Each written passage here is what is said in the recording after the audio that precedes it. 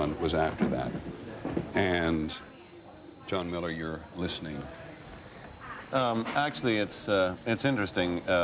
There's no way to characterize any part of this as fortunate, but if you look at cities who are prepared to handle an incident like this, and as you've seen New York's emergency response to this, it is probably one of the few places that is prepared with the kind of equipment, response, and rescue efforts that could actually address something like this. And Washington is probably the other. Immediately when this happened, the entire emergency service unit, which comprises hundreds of specially trained cops, was mobilized to the scene. Now a triage center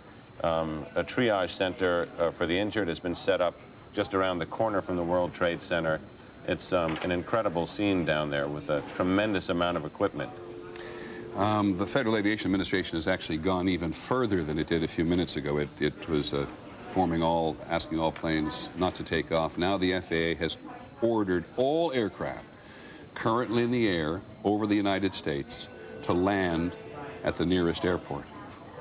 Now you can imagine what may be happening, or what they think might be happening in some part of the country, that there is somebody else on some aircraft coming from somewhere or going somewhere with evil intentions. And so all aircraft currently in the air over the United States have been ordered to land at the nearest airport.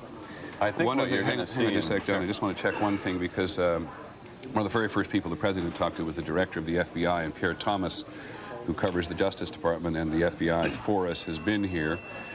They may think they prepare for this kind of thing, Pierre, but man, it must have been a shock. Stunning shock. The FBI Special Operations Center is now in full alert. The FBI extremely concerned that there would be additional attacks. Normally when you have a situation like this, they immediately get on the line with the CIA, the various intelligence agencies, trying to get a sense of who might have been planning something. But right now, the first order of business is to protect against a second attack, third attack. The feeling is normally when you have this kind of situation, there will be more attacks almost immediately. Let's go to the Trade Tower again, because, John, we now have what do we have? We don't... Wow. It looks like a new large plume of smoke. Now, it may be that something fell off the building. It may be that something has fallen. We don't know, to be perfectly honest. But that is what you're looking at, is the current...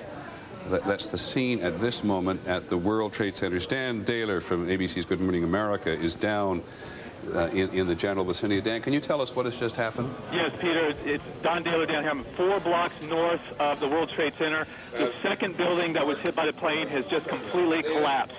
The entire building has just collapsed, as if a demolition team set off.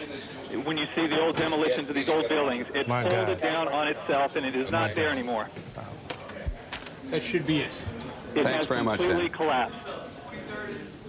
The whole side has collapsed? The whole building has collapsed. The whole building has collapsed? The building has collapsed. That's the southern tower you're talking about. Exactly. The second building that we witnessed the airplane enter